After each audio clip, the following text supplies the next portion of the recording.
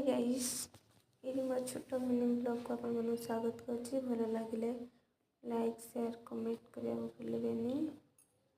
तो मु आज बनैबी आलू छेचा। आलू छेचा केमती करूछि आपन माने देखिए।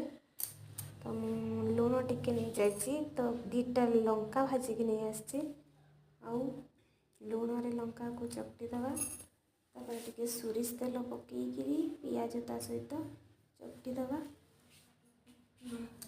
रेठी मोर होगला पियाज चकटा। आलू सीझी गलानी।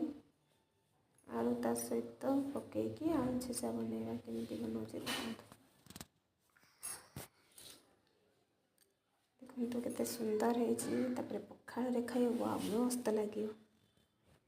देखो पखाल सहित एटी पुटल कषा, मिक्सचर, आचार, लेंबू, आलू छेचा। एटी पुअर गरम भात, मोर है पखाल। पुआ तार आचार खाई बुझुआ बढ़िया है। मुझे पखाल मोर खाइली।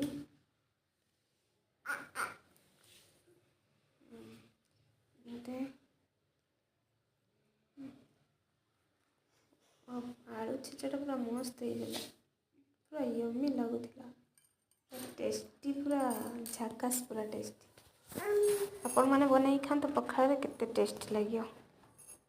ता सहित टिके आचार मिक्सचर नहीं आसे, बस पखाल तो उड़ी जीव। बाय।